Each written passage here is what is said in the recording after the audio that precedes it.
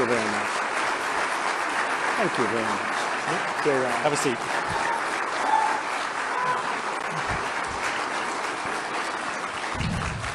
I like that crowd. That's a nice group of people. Thank you very much. Standing ovation. Thank you. President Trump, thank you for doing this, as we said, and you heard the reception there. The business people of Chicago, like everywhere else, they like a lot of the things you want to do in terms of tax cuts and some of the spending proposals, but like many business people, what they're often worried about is the cost. And the Committee for a Responsible Federal Budget, which is a bipartisan outfit, put out some predictions the other day. If you add up all the promises you've made, and your plans would add $7.5 trillion to the debt. That's more than twice the total for Vice President Harris. You're on course to push up debt up to 150% of GDP. This is a very business-like audience. Yeah. Why should they trust you with that? Because we're about growth. She's got no growth whatsoever, and we're all about growth. We're going to bring companies back to our country. You look at, even today, as I was driving over, I see these empty, old, beautiful, like steel mills and factories that are empty and falling down. Some have been converted to senior citizens' homes, but that's not going to do the trick. And we're going to bring the companies back. We're going to lower taxes still further for companies that are going to make their product in the USA. We're going to protect those companies with strong tariffs, because I'm a believer in tariffs. I'm not sure that you are. I don't think you are, but I congratulate you on your career. But to me, the most beautiful word in the dictionary is tariff, and it's my favorite word. It needs a public relations firm to help it, but to me, it's the most beautiful word in the dictionary. Tariffs, do you think that will bring in the revenues? To use another bipartisan group, Peterson Institute, they say they'll only bring in $200 billion. That is that's barely the cost of 2 of your promises. Yeah, but that's like, for what company are you talking about, okay?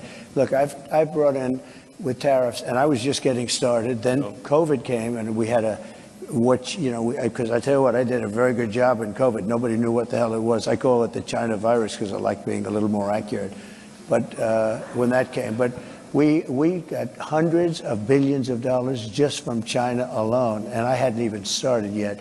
But tariffs are two things, if you look at it. Number one is for protection of the companies that we have here and the new companies that will move in, because we're going to have thousands of companies coming into this country. We're going to grow it like it's never grown before, and we're going to protect them when they come in, because we're not going to have somebody undercut them. And I could give you an example of this if you want. Would you like me to? Because it just happened. Give me a quick example, then I will come back. I just found out about it.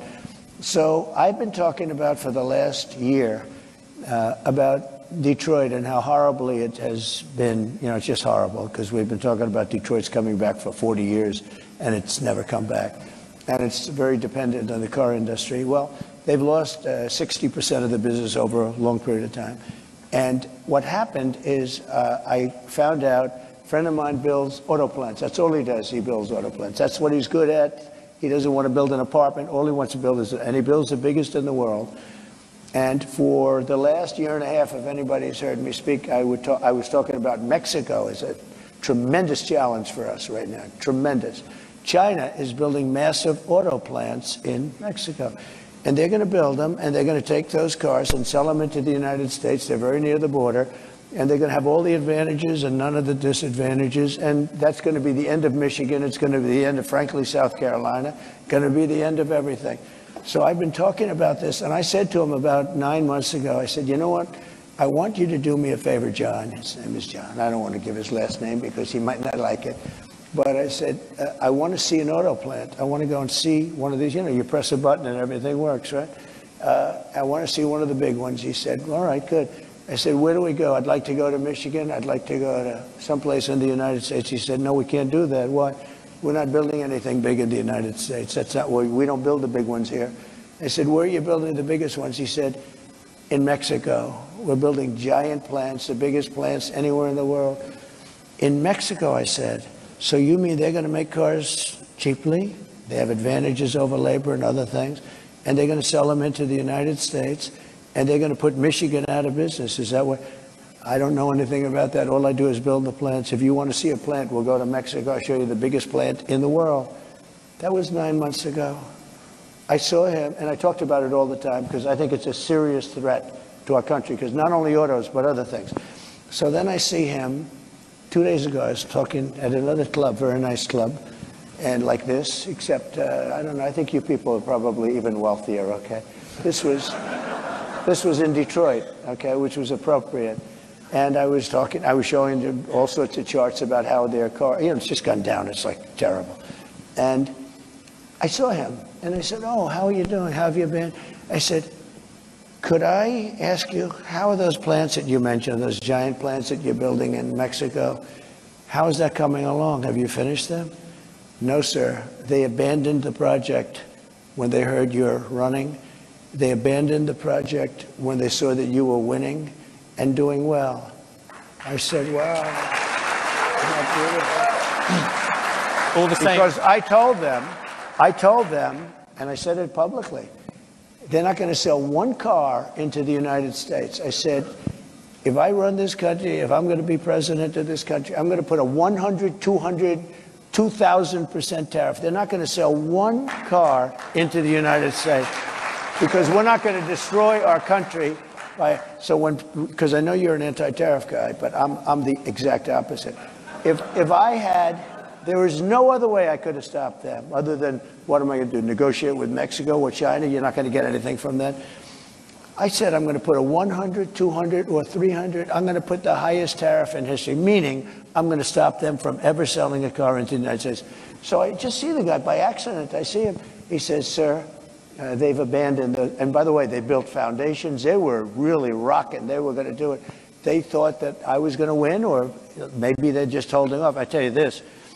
If I don't win, those factories are going to wipe out this country. They're the biggest factories ever built for cars. They're going to wipe out our country. If she wins, and she doesn't know what the hell she's doing.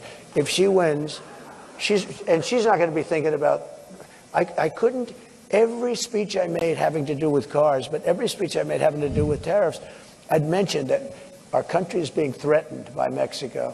Now, all of those things, beyond even the car companies, all of those things are now dead. They're dead. I asked him, will they start? Probably not. They're dead as a doornail. If she gets in, it'll start up again. President Trump, I'll let you give your example. No, you talked a lot about tariffs. You look at the American economy, 40 million jobs rely on trade. It counts for 27% of GDP. Okay. If you cut that off, that's also going to have an effect on many, many business people here. Yeah. Tariffs also have another side. Isn't that something that you have to acknowledge? No. You could be plunging America into the biggest trade war since Smoot-Hawley. But there are no tariffs. You're going to stop. There are tariffs already at the moment. There are no tariffs. All you have to do is build your plant in the United States, and you don't have any tariffs. But people, a lot of places like this, there are a lot of jobs that rely on foreigners coming here. You're going to basically stop trade with China. You're talking about 60% trade on that, 60% tariffs on that. You're talking, as you said, 100, 200% on things you don't really like. You're also talking about 10, 20% tariffs on the rest of the world. That is going to have a serious effect on the overall economy. And yes, you're going to find some people who will gain from individual tariffs. The overall effect could be massive. I agree. It's going to have a massive effect, positive effect. It's going to be a positive, not a negative. Well, let me just no. Let me tell you. I know how committed you are to this, and it must be hard for you to spend 25 years talking about tariffs as being negative, and then have somebody explain to you that you're totally wrong. It'll have a negative. It will have. I'll go a step further. If you don't do this, this country has no chance. 40 million jobs is a lot of jobs to rely on. They're all coming back. You've lost jobs. Those are 40 million jobs in America that rely on trade. Are you ready? John Deere, great company. They announced about a year ago they're going to build big plants outside of the United States, right? They're going to build them in Mexico. And you threatened they're also going to build. They stopped. That's right. I said, if John Deere builds those plants, they're not selling anything into the United States. They just announced yesterday they're probably not going to build the plants, okay? I kept the jobs here, and I'll keep John Deere will stay here. And I'll tell John Deere, if you do build outside of the United States, you can if you want. For instance, India is a very tough country. It's not only China. China is the, I would say, probably the toughest. But there are a lot of tough. You know what's very tough? European Union, our beautiful European countries, wonderful, wonderful. If you add them up, they're almost the size of us. They treat us so badly. We have a deficit. I said to Angela Merkel when she was there, she's not there anymore, I wonder why, but when she was there, I said, Angela, how many Chevrolets do we have in Berlin? Why, Donald, you have none. He said, that's right. How many Fords do we have in Frankfurt? I don't know, none. I said, that's right. You know how many cars we have? Mercedes-Benz, BMW, all of the different Volkswagen, millions and millions of cars. And then I said farm products. You know, they don't want our farm. They don't want anything from us. We have deficits that are crazy. And we're not going to have them anymore. We're going to put tariffs on them, and they're going to do, and you know what they can do? The Mercedes-Benz will start building in the United States. And they have a little bit, but you know what they really are? Assembly, like in South Carolina. But they build everything in Germany, and then they assemble it here. They get away with murder because they say, oh, yes, we're building cars. They don't build cars. They take them out of a box and they assemble them. We could have our child do it. Can we come back? Let's come back to the Europeans in a second. What about consumers? People out there. They're going to be the biggest beneficiaries. Yeah, critics say your tariffs will end up being like a national sales tax. Nope. The countries will pay. If you have America at the moment has $3 trillion worth of imports, you're going to add tariffs to every single one of them. That is going to push up the cost for all those people who want to buy foreign goods. No. What's going to happen? That is simple mathematics, President Trump. It's not. Yeah, it is, but not the way you figure it. I was always very good at mathematics. Yes. Let me tell you, you're saying $3 trillion. Those companies, $3 trillion and they don't have to pay. And if the higher the tariff, the more likely it is to have them come into the country. The higher the tariff, the more you're going to put on the value of that piece, those goods, the higher people are going to pay in shops. Ready? The higher the tariff, the more likely it is that the company will come into the United States and build a factory in the United States so it doesn't have to pay the tariff. That will take many. No, it will go quickly. Years. In fact, I'll tell you, you know, there's another theory is that the tariff, you make it so high, so horrible, so obnoxious that they'll come right away. When I do the 10%, 10% is really, first of all, 10% when you collect it is hundreds of billions of dollars. The numbers that you're talking about, all reducing our deficit. But really, so there's two ways of looking at a tariff. You can do it as a money-making instrument, or you can do it as something to get the companies. Now, if you want the companies to come in, the tariff has to be a lot higher than 10%, because 10% is not enough. Guys, they're not going to do it for 10. But you make a 50% tariff, they're going to come in. Let me tell you the other thing about tariffs that's great. Our steel companies, as you know, 3-4 years ago, they were all when I was in office, I saw a man from a big steel company, and he was devastated. I knew him for a long time, and it's been a tough business. It was a great business many years ago, and I would not let U.S. steel be sold to Japanese, by the way. It's psychologically, I think it would be a That's the terrible Nippon thing. steel, as you know. Yeah, I wouldn't let it be sold. But I would, I would stop it if it hasn't been completed by the time I'm president, because I think it sets a horrible tone. But I had a lot to do with steel. We were going to lose all our steel companies because China, as you remember, was dumping steel at levels that nobody's ever seen before.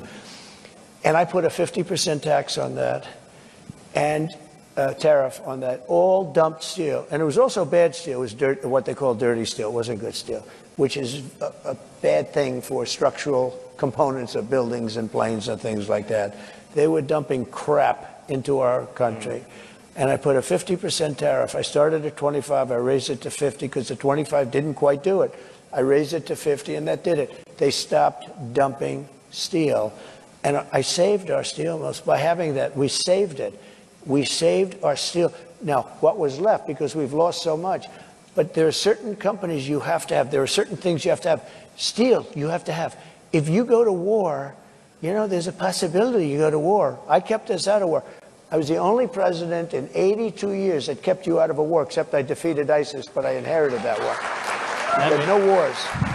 And by the way, and I think it's very important, we can go, you know, I call it the weave. You can call it, you have the weave as long as you end up in the right location at the end. But while we're talking about it, we have never been so close to World War III as we are right now.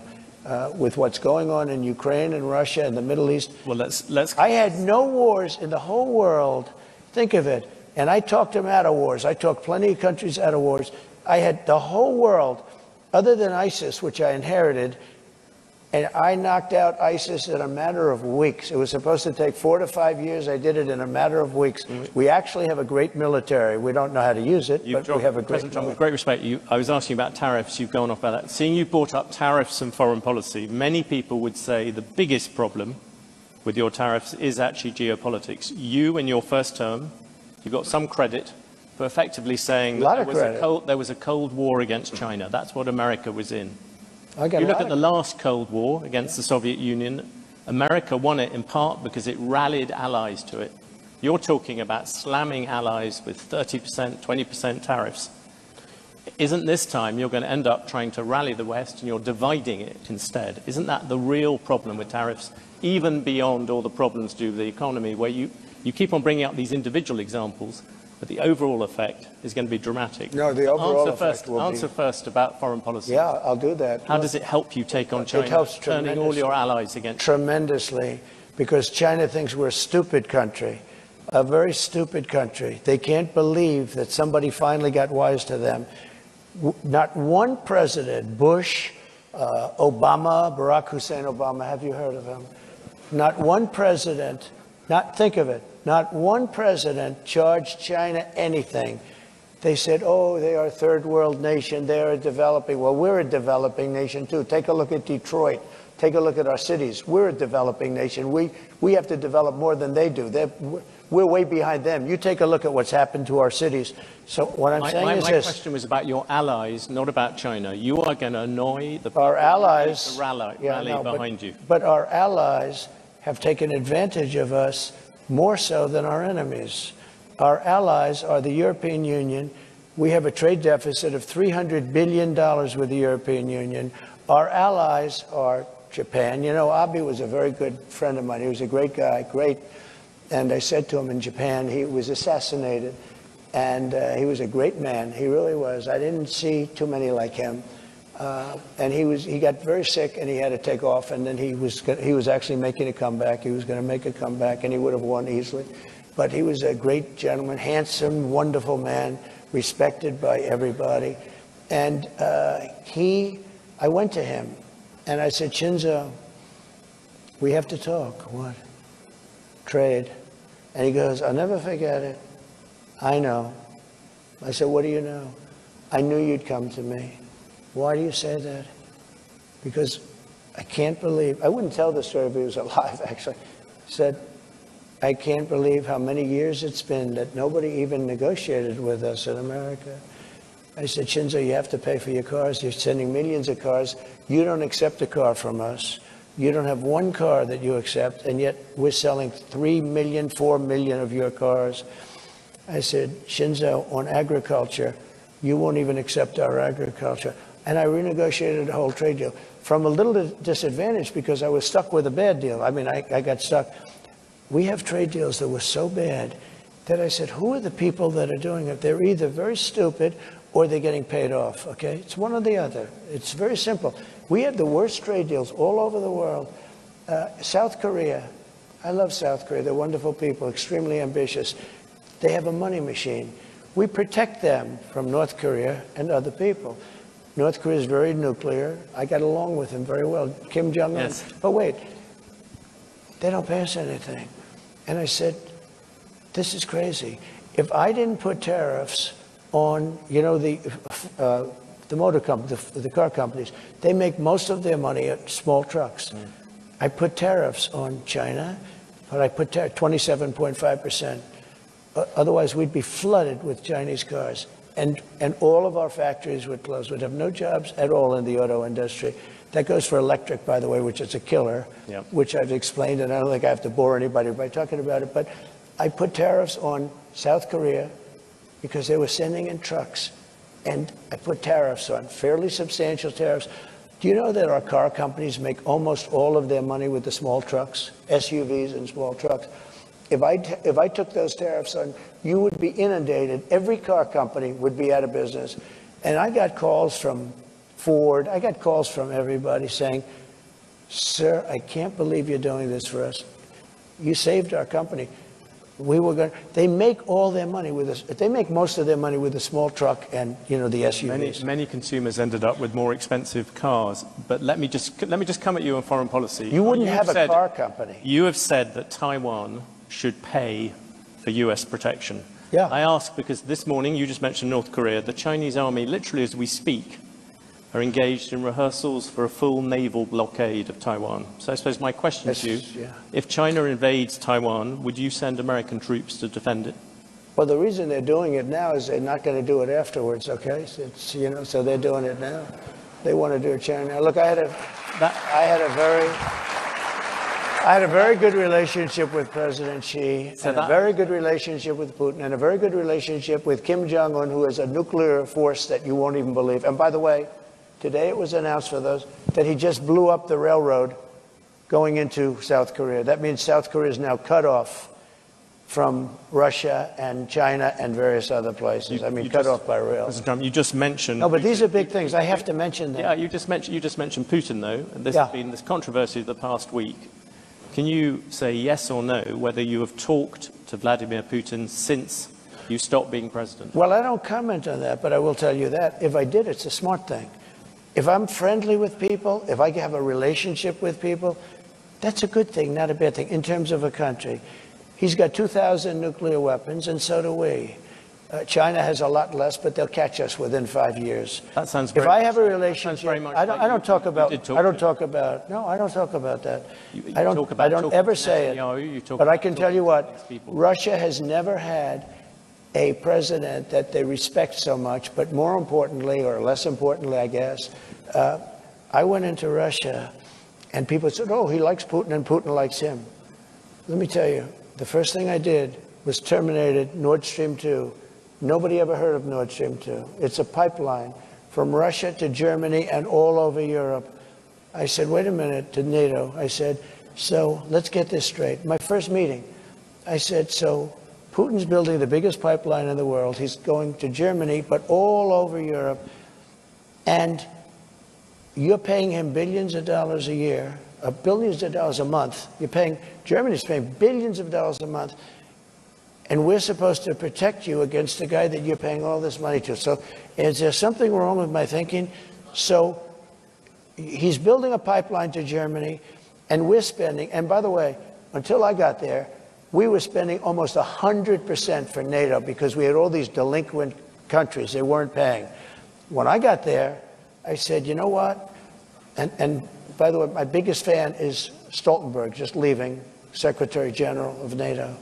He said, when Bush came in, he made a speech and left. When Obama came in, he made a speech and left. When Trump came in, he made a speech and he said, let me see your books.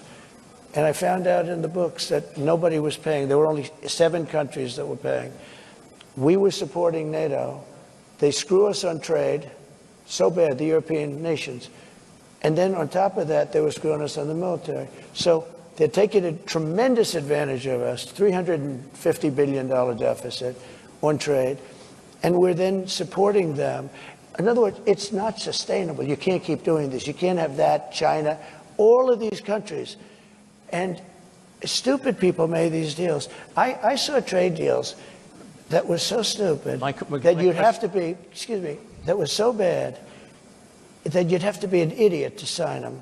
And we signed them for years. I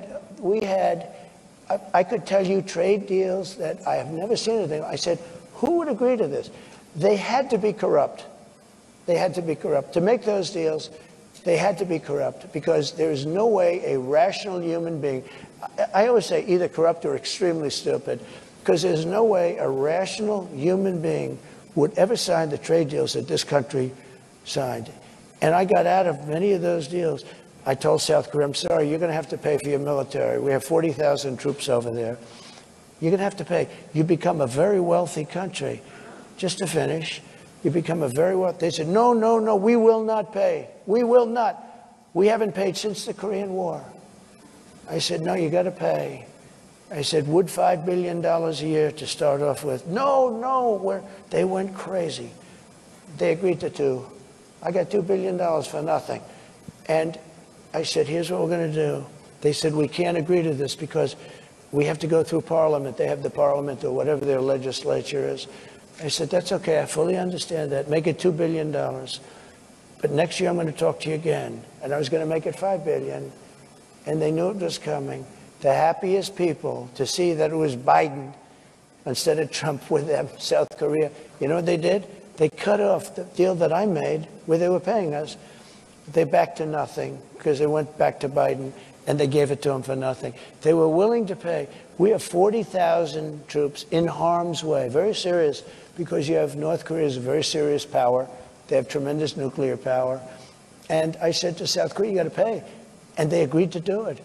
And Biden then cut it back, and it's a shame. And I could tell you 50 deals. And if I were there now, they'd be paying us $10 billion a year. And you know what? They'd be happy to do it.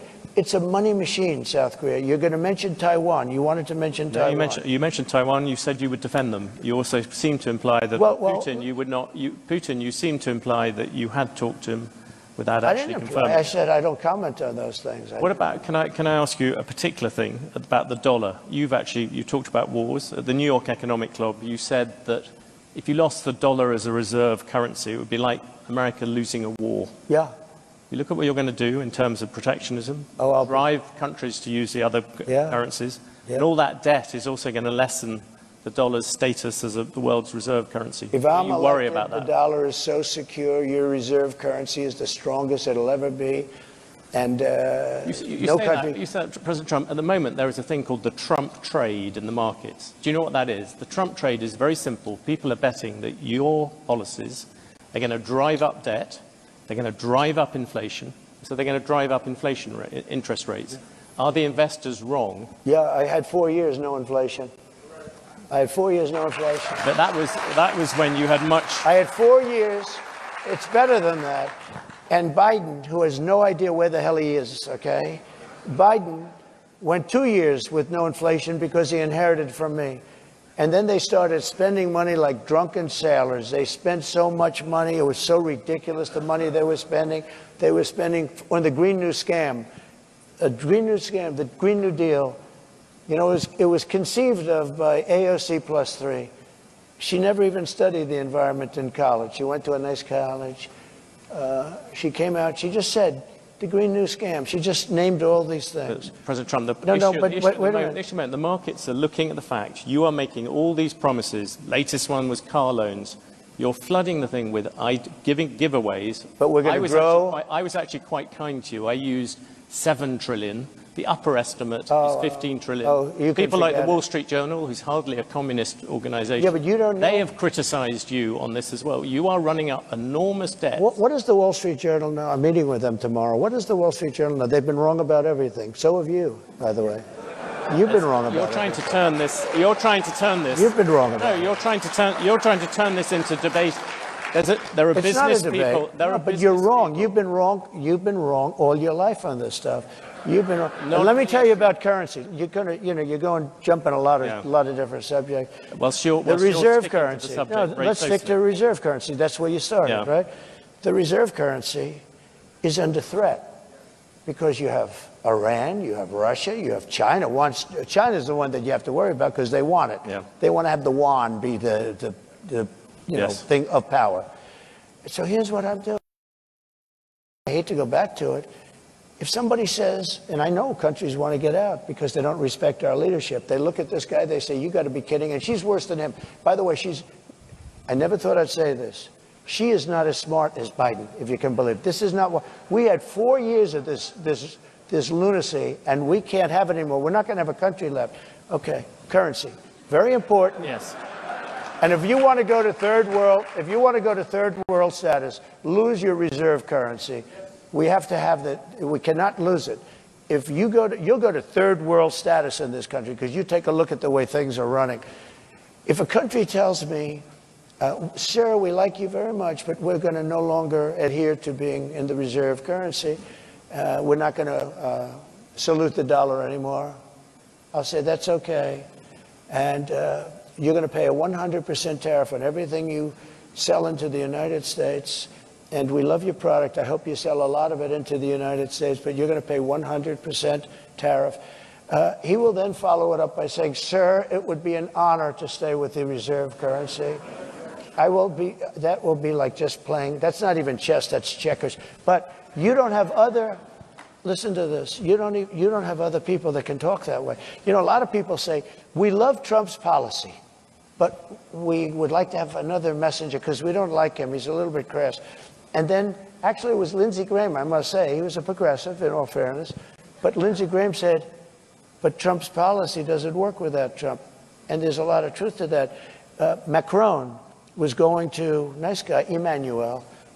He's a wise guy, but he's for France, and we're for the USA. You know this story. He was going to tax American companies doing business in France, a very substantial tax. And I told my people, I didn't even like the companies, but I'm representing American companies. And so I said, call Macron and call his people and say, we're not going to stand for that. And I got Mnuchin and, you know, a lot of guys, smart guys, if I can finish. Yeah. I'll go longer if you want, if it helps. Because you got to be able to, you move too quick. No, you got to be able to finish a thought, because it's very important. You know, this is big stuff we're talking about. You can't go that quickly. You've gone from the dollar to So let me just tell you. So I said, no, I'm just telling you basic, it's called the weave. It's all these different things happen. Yeah. So let me just say, so I said to Mnuchin, call him up and say, no way. He did, and he came back to see me. He said, they won't do it, sir, it's too late. I said to somebody else, you call him. Then I said, let me do it. And I called him. And I said, Emmanuel, you're taxing American companies very substantially. You're not doing it with other companies. You must think we're stupid. It's not going to happen. But Donald, I cannot do anything. It's too late. Or it was approved by a legislature. I said, that's okay. Here's the story. Every bottle of wine and champagne that you send into the United States, effective immediately, and I'm signing it as I speak, I'm charging you 100% on every bottle of wine and champagne. You know, they like the wine and champagne, right? Every bottle of wine and champagne that comes into the United States of America has a tax on, starting on Monday morning, this was a Friday, of 100%. And that's better than you're doing, okay? And he said, no, you cannot do that. I said, I've done it. It's already signed. Monday morning goes, may I call you back? Yes. He calls me back in about 3 minutes. We have decided to remove the tax from the companies. I did this all day long, but you don't have. You think Biden does that? I don't think so. Let me change. Let me ask you a very factual question. The Federal Reserve. Yeah. You say you don't want interest rates to go higher. You've gone backwards and forwards about whether you want to keep Jerome Powell as chair of the Federal Reserve. His term as chair runs on to May 2026. Would you seek to remove or demote him? Look, I think it's the greatest job in government. You show up to the office once a month and you say, let's see, flip a coin. And everybody talks about you like you're a god. Oh, what will he do? I mean, before, the guy used to walk into my office, he was like begging. Oh, he was fine. But you did talk about, you talked about removing him once. I did, because he was keeping the rates too high. Yeah. And I was right. And you would do that again? In fact, he actually dropped them too much when I did this. Because I said I was threatening to terminate him. There was a question as to whether or not you could. And there was an article in the New York Times, 2 half pages. 1 page said I can do it by lawyers. 1 half page said I couldn't. And that was enough for him. And he dropped the hell out of the rates. He dropped them too much. He went so, he dropped them actually too much. Okay. Here's the story. I think that if you're a very good president with good sense, you should be able to at least talk to him. I don't say make the decision at all, but I mean, I've been a very successful businessman. I've done really good, much better. Now people are understanding how good I've done because they're seeing it much better than the fake news wants to give me credit for. Just on really the issue of whether you would I think I have the right to say, as a very good businessman and somebody that's used a lot of sense, I think I have the right to say that, you know, I think I'm better than he would be. I think I'm better than most people would be in that position. I think I have the right to say I think you should go up or down a little bit. I don't think I should be allowed to order it, but I think I have the right to put in comments as to whether or not interest rates should go up or down. Yeah. When you looked at the Supreme Court, you came up with a list of people I did. who you thought of replacing, bringing in as Supreme Court justices. Yeah. Would you do that with the Federal Reserve? Well, I no longer need it. It was a great thing. In fact, a lot of people said I got elected because of that. I was an unknown quantity. I was very known as a business guy, but I wasn't known as a political person or the leader of a country. And people were very worried about, actually they were worried, am I going to be liberal, if you want to know the truth? And somebody said, would you come up with a list of 20 or 25 justices, in this case mostly judges, that you'd put in case it were necessary? Now, it's amazing because I got 3 in 4 years. Most people get none because, you put them in, they're young. You tend to put them in young. Only super people put old. You don't put old in because they're there for 2 years or 3 years. Right? So you put them in young. So I got 3. A lot of judges, a lot of presidents get none. I got 3, and I think they've been 3 great choices too, by the way. But just on the by the way, I think they have been really great choices. But I got 3 judges, and you know what they want to do? They want to now put up to 25 justices into the Supreme Court, the radical left, and that can't happen. So I think I've done a great job on putting in justices and 300 judges, and that made a tremendous difference in the country. I was a little lucky because Barack Hussein Obama did not get his judges approved, a lot of them. So I ended up with 125 judges before I got there. So again, most presidents don't even get to put a Supreme Court judge in because there's 9, and they're there for a long time. Most of them are there for a very long time, and I got 3, which is a very unusual situation. I got 3 in 4 years. Maybe we can change the subject to technology thing. You wouldn't answer about the Federal Reserve. The U.S. Justice Department is thinking about breaking up Alphabet, as Google likes to be known now. Should Google be broken up? I just haven't gotten over something the Justice Department did yesterday, where Virginia cleaned up its voter rolls and got rid of thousands and thousands of bad votes, and the Justice Department sued them that they should be allowed to put those bad votes and illegal votes back in and let the people vote. So I haven't gotten over that. A lot of people have seen that. They can't even believe it. The question is about Google, President Trump. Yeah, look, Google's got a lot of power. They're very bad to me, very, very bad to me. I mean, I can speak from that standpoint. They only have bad stories. In other words, if I have 20 good stories and 20 bad stories, and everyone's entitled to that, you'll only see the 20 bad stories. And I called the head of Google the other day, and I said, I'm getting a lot of good stories lately, but you don't find them in Google. I think it's a whole rigged deal. I think Google's rigged just like our government is rigged all over the place. You would break them up, in other words? I'd do something, but you have to have, look, I give them a lot of credit. They've become such a power, and you got to give them credit for that. How they became a power is, really the discussion. At the same time, it's a very dangerous thing because we want to have great companies. We don't want China to have these companies. Well, right now, China is afraid of Google. Right now, China is a very powerful, very smart group of people. I will tell you that from very personal experience. There's an example of a Chinese tech company at the moment, TikTok. Yeah. You initially wanted to ban TikTok. Now you like it, apparently for some reason to do with Facebook. Yeah. There is a decision coming up, if you became president, its Chinese parent would have to sell it, I think it's by January the 19th. Would you force them to do that? So I originally had it all done, and then I said to Congress, your decision. I said, I'm not going to, pull any strings, nothing. Your decision. You make it. But I had it all done.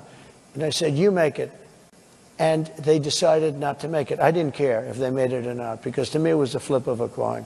You have some real First Amendment problems. You have a lot of problems. You just talked about Chinese technology, the need to defend against it.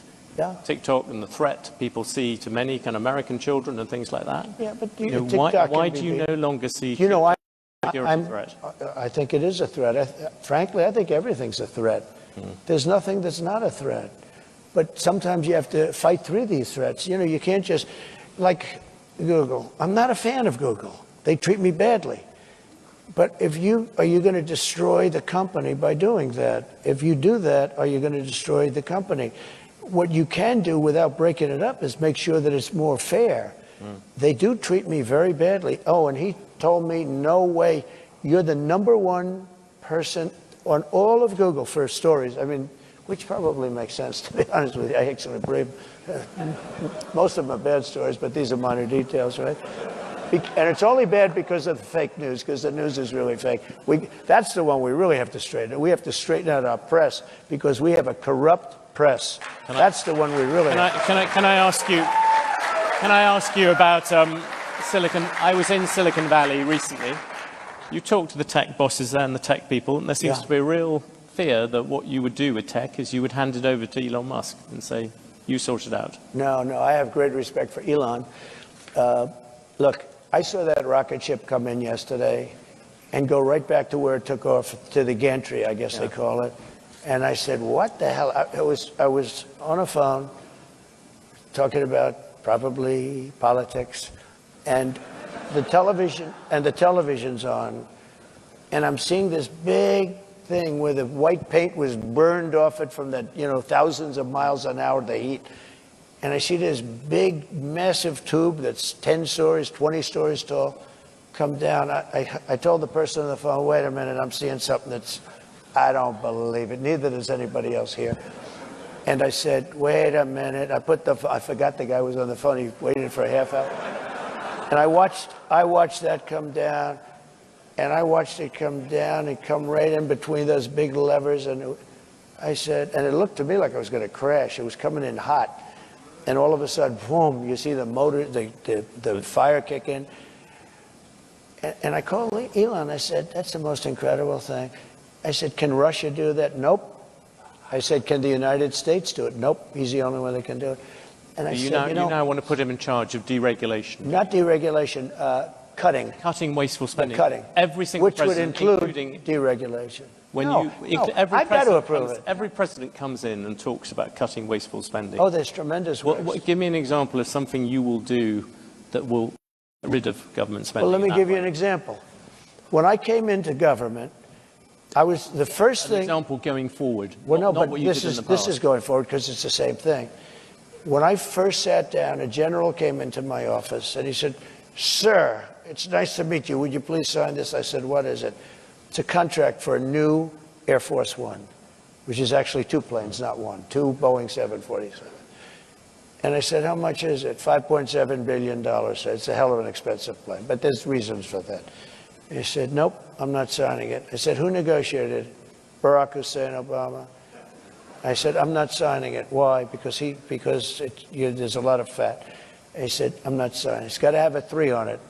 Anyway, long story short, some of you have heard this. I got it down to, because first week they cut off $400 million. He said, "I'll cut." I met with the head of Boeing. Wait, Dennis. I said, "Dennis, you got to have a 3. 5.7 is too much. 5.7 billion." He said, "The most I'll take off is $400 million. I said, "Well, that's not bad for one conversation." So he got it down. I said, "Nope, I'm not accepting." Then he took off 2 more. Then he took off. Anyway, 2 months went by, 3 months went by. I thought we blew the deal, and it was okay with me. I didn't care. But we should have a new Air Force One. When we see these planes from Saudi Arabia, from different countries, brand new, and ours is like 32 years old, and it's a very different plane. It's a much smaller plane, the whole thing. The United States should have the best plane, I will tell you. Not for me, but we should have it. Let me just finish. So he said, he calls up after like 2-3 months. I didn't call him, which is the best way to buy something. Don't call back. And he goes, in fact, when he called me, I said, "I wonder what the hell he wants." That's a good way to negotiate, let me tell you. So he calls back, said, "Sir, $3,999,999,999.99 1 penny below $4 billion. So I said, "You got yourself a deal." Then I said to him, "Let me ask you a question. So you had a deal at $5.7 billion, and in a period of 2 months, I got $1.7 billion off. That means you're going to make $1.7 billion profit on an airplane. Did nobody ever negotiate with you? Well, not really, sir. They just, this is the price. So they said, we'll take it. And I said, you know, and then I learned, that was my first experience, you know, from that. But then I learned everything is like that. There is so much waste. So I'm getting, think of this, the exact same plane for 1.7 billion less, except I have a better paint job. Okay, much better paint job. A different color, red, white, and blue is beautiful. And if you look at every contract, that's one contract, and relatively small compared to most. Think of it. You save 1.7 billion because you negotiate. Every deal is like that. We're building ships that are costing 2-3 times more. Can you give me an example of something? There's tremendous waste, fraud, and abuse in our country. And if you could cut it, you would have a surplus without even going into growth. But growth, we will grow. We're going to bring companies and jobs in at levels that you've never seen. And you would never be able to do it because you're not a believer in tariffs. The only way, let me tell you, the only way you can do it is through the threat of tariffs. It's the only way you can do it. Can we come back to one thing on that? Deal making. You look out across this room, there's some big businesses, but a lot of small ones. A lot of By the way, you've given us a lot of examples of things where you've negotiated with the heads of big businesses. Right. Give you an example, when you put the tariffs on China, much smaller than you're planning to do at the moment, when you put them on, Apple came, you negotiated a difference for them. I did. That's much harder for small business people. Isn't the problem with the way that you do these kind of deals? You're bound to deal with the big companies. It's the small companies who get hit by all these different things and can't find exceptions. Oh, we have exceptions. No, we had an exception rule. I gave Apple an exception.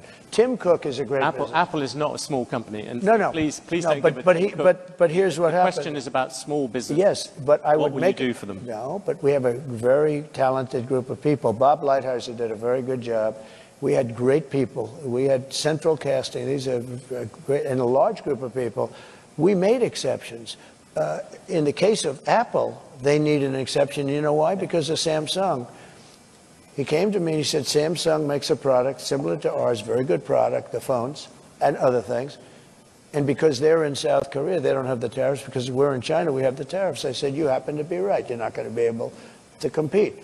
I said, look, I'm going to give you a 1-year break, but I want you to start building your factories in this country, whether it's Texas or any other place, anywhere in the country. And he said, what does that mean? I said, you have everything in China. I want you to move it from China back to our country.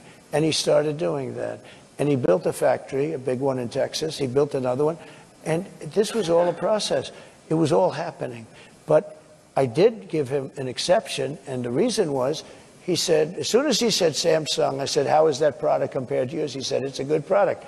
I said, then you really can't compete. You can't have a 25 or a 50% tariff and compete, right? Yeah. And I said, I'm giving you an exception.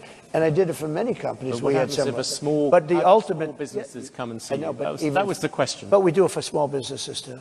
We do it for small business.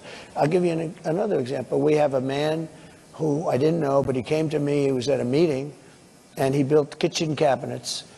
And he was, you know, pretty big in the business. That's all he did is build kitchen cabinets. He said, sir, China and South Korea are building kitchen cabinets for 1/3 of what I can make them. I said, what's the quality?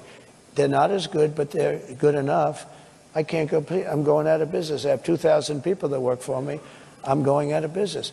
I put a 25% tariff still on kitchen cabinets. I saw the guy 3 days ago. He said, I'm the man that saw you about kitchen cabinets. You saved my company when you did the tariff, and you saved thousands of jobs, and my company is now doing very well. And he started to cry. And this guy hasn't cried too much, I will tell you. He said, you saved my company. There's nobody that could have done that. Maybe I can ask you then about something else. Yeah. Business people here in this room, business people, capital markets, they all like the rule of law. They like certainty. The Chinese, who you mentioned, other dictators, right? They don't like it when things go wrong. They like it when things go wrong in America. If you look at the events of January the 6th, 2021, it showed to many people America's democracy was unruly and violent. Only 3 weeks to go to the election. Will you commit now to respecting and encouraging a peaceful transfer of power? Well, you had a peaceful transfer of power. You had a peaceful transfer of power. You had a peaceful... Come on, President Trump. You had a peaceful transfer of power compared with Venezuela, but it was by far the worst transfer of power for a long time. Thank you. I appreciate that, because this is what they like to do. This is what they like to do. It's very interesting. The question, President Trump, is would you respect the decision? When I found out about this interview, I did a little check. He's a man that has not been a big Trump fan over the years. So I had a choice. Do I do this interview or not? I'm glad I did it. But do I do this interview or do I disappoint a lot of people? Because I know a lot of people in the audience. But his view is very different than mine. Let me just tell you. I'm asking March, we had a term, peacefully and patriotically. These were people. If you think an election is crooked, and I do, 100%, if you think the day it comes when you can't protest, you take a look at the Democrats. They protested 2016. They're still protesting it. Nobody talks about them. But if we protest, we want to have honest elections. You think the last election was honest? Do you think it was all the times it went to courts? The courts decided. No, it didn't go. They went to court, and the courts all said, you don't have standing. Nobody had standing. And it's hard, frankly, after an election for a judge, but they all said you don't. Nobody ever had standing. But the facts, if you take a look, I'd show you hundreds of pages of facts. People were angry. People went there. And I'll tell you what, they never show that. The primary scene in Washington was hundreds of thousands, the largest group of people I've ever spoken before, and I've spoken before. And it was love and peace. And some people went to the Capitol, and a lot of strange things happened there. A lot of strange things with people being waved into the Capitol by police, with people screaming, go in, that never got into trouble. You know, I don't want to mention names, but you know who they are. A lot of strange things happened. But you had a peaceful, very peaceful. I left the morning that I was supposed to leave. I went to Florida, and you had a very peaceful transfer. This was not and I'll tell you what, those people that did go down, which was a tiny fraction of the people that went to Washington.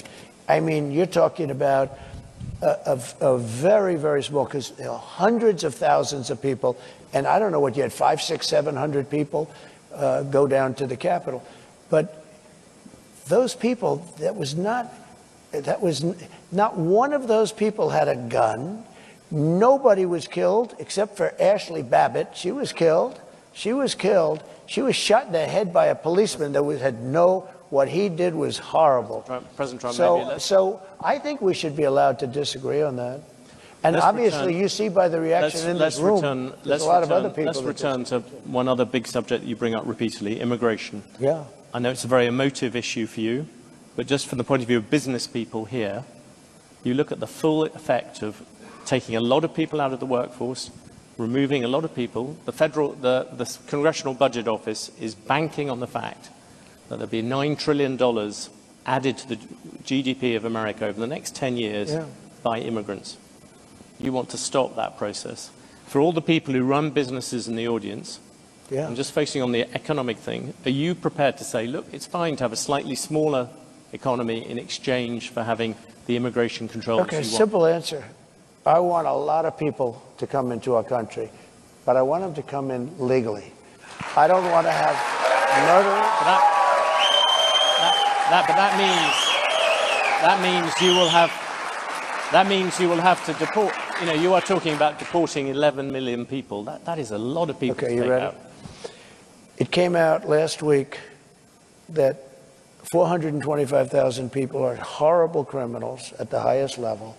But it came out that 13,099 were let in during their administration. They tried to say it longer, wrong. Over the last 3.5 years, 13,000 plus people came in, murderers. They're in jail for murder. Some were having the death penalty. They were all released into our country. 13,099 people were released into our country. We had drug dealers released. We had street gangs released. Look at what's happening in Aurora. But now I don't have to go with Aurora anymore. Look at what happened last night in Times Square, where rough migrants from all over the place. You know, it's not just South America. We have people coming in from the Congo, large numbers from the Congo and Africa. They came in, as of last night, I was speaking to Tom Homan, 180 countries. People came in. They came from prisons and jails. They came from mental institutions and insane asylums, a step above. They came from the terrorists. We had large numbers of terrorists come in. When I was president, we had the strongest border in the history of our country. I built hundreds of miles of wall, and walls work, by the way. Hundreds of miles. We had the best numbers we've ever had. Now we have the worst numbers. And here's the problem. We have some of the worst criminals in the world coming in. Now, Venezuela, their crime has gone down at levels that nobody's ever seen before because they've taken their street gangs and their drug dealers and they've emptied their prisons, not fully because they can't get enough buses. They've emptied their prisons. They load up the buses and they drive them into the United States, and they're dropping their prisoners into our country. Their crime is down. Their numbers are crazy how low it's dropped. I heard 72, 74%. They've taken their gangs. They've taken their criminals off the street. They've taken their people out of mental institutions, which cost them a fortune, and they've taken them and dropped them into the United States of America. Those people have to be returned. We can't live with thousands of murderers and not. The issue I asked you about was the idea that if you reduce immigration, every economist will tell you, if you have fewer people, there is a smaller economy. I like immigration, but they've got to come in legally. Okay. Well, let's finish on two. No, I want to make sure. Look, I don't want to have people that have killed 9 people and they're, you know, a sadistic, crazy nut job. We have to have people that can love our country, that can, you know, that will obey the laws, everything else. You have hundreds of thousands of criminals being dropped in, and Venezuela is one country. Look at what they have done, though, in Aurora. They've taken over apartment complexes. They've gone into the real estate business. See, they're like us, except they've done it with MK, whatever the hell they're called, right? I mean, they have weapons that are so sophisticated, our military doesn't have them. They've taken over parts of cities. In Colorado, you have a place called beautiful Aurora. Take a look at what's happened to Springfield, Ohio, where they dropped 30,000 people into a community of 50,000 people, and it's total bedlam. The hospitals can't be used anymore by the residents. The schools can't be used by the children that were there last year because other people that don't even speak the language. The issue I asked you about, many companies here have a shortage of labor. Yeah, that's good. We'll take care of that. We're going to get people in here rapidly, and they're going to be people that want to be in here, and they're going to be people that can love our country and won't kill people because they don't like the way they look. These are killers. By the way, some of these killers are among the most evil killers. They will look at you down, the beautiful woman there, they'll look at you and they will kill you. These are seriously sick people. And no, I don't want them in our country. And they are in our country right now. And they're in there because Kamala Harris, who's our border czar, is an incompetent person. Trump, for the record, as you know, the crime rate is lower. Can I finish with 2 questions? The first, you just said it, you don't do old. You own and run businesses. Yeah. Would you appoint a CEO who was 78? You didn't give you a medical. I would. Depends on this. I'd make people like Biden, who's in bad shape. I wouldn't appoint him. He's 81 or 82. He's 4 years older. But I'd appoint. I know some of the smartest people I know. I know a man that made all of his money from the time he was 80 to 90, and he was a failure all his life. He was in the drinks business, the different. Strangely, you didn't bring this up but you were running against Joe Biden. No, I never attacked him for his age. In fact, I used to defend him on his age. I attacked him for his lack of competence. I've asked you all these questions. No, I never did. By the way, just for because I think it's important, and I know you do too, I know so many people in their 80s that are among, Bernie Marcus is 95, he founder of Home Depot. You have that conversation with him. He's just as sharp as he, mentally, he's just as sharp as he ever was. He's 95. I could tell you that in their 90s, I don't want to get into the 90s stuff, but you know what?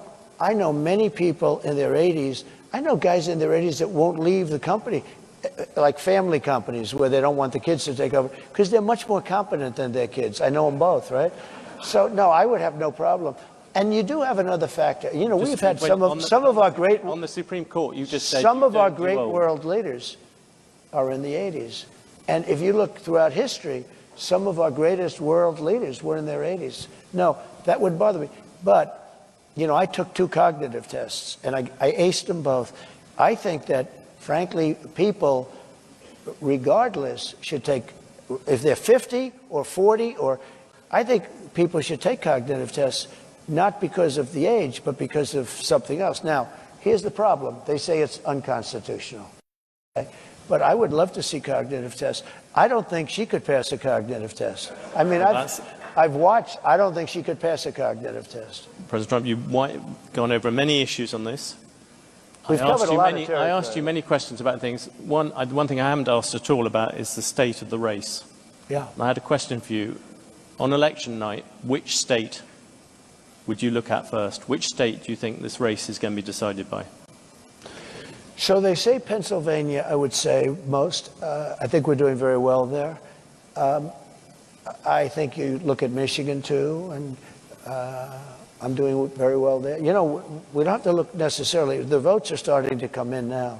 So you look at polls, but you can also look at the votes that are being cast right now. People get a pretty good indication. And based, as we discussed backstage, you know, based on the votes that are coming in so far, we're doing very well. I mean, we're way up in Pennsylvania. We're way up in Michigan. We're doing very well in Arizona. I saw Arizona. In fact, somebody said they're going to pull the plug in Arizona. They're going to give it up because it looks like we're quite a ways ahead. I think we're doing well. Look, this is a party, the Republican Party, of common sense. Forget about conservative, liberal. We're, let's say conservative, but we're really a party of, we need borders. We need fair elections. We don't want men playing in women's sports. We don't want transgender operations without parental consent. You know, there's so many things, but it's 99.9% is common sense. It really is common sense. And I like to say it. I don't know if anyone said it in the past, but I say we're really a party of common sense, and we want to have great people in our country. I want to have a lot of people come in so that you have your choice and so that they have choice. I want to, you know, I have a good heart. I have a heart where I want people to be taken care of, but I don't want to take in people where millions of people, 21 million people at least, have come in the last 3.5 years, unvetted, unchecked. We don't know anything about them. We don't. How about this? Gavin Newsom, he's the governor of California. Newsom. He signed Newsom, I call him. Yeah. But do you think? No, he corrected me. He corrected me. I said, that's the first time I've been corrected. There are CEOs out here. If they said those sort of things about a rival CEO, they'd be sacked. Do you think? But they don't have to survive like me. They don't have to go through what I have to go through. There has never been a president that's been treated like me, so I have to fight my own way. Well, you made a very good job of. He signed a bill in California 2 days ago that you don't even have the right to ask a person for voter ID. And if you ask a person for voter ID, of course you have to show voter ID. The only reason you wouldn't do it because they want to cheat. The bill says you cannot, it's against the law for you to ask a person, may I please see your voter ID when he votes? What is our country coming to? Well, you've given us a tour d'horizon of where that country might be going to. Thank you very much. Thank you very much. Appreciate it. Thank you for the conversation. Thanks for watching, and if you haven't already, please consider subscribing to our channel. And while you're at it, please leave us a comment. Thank you for watching.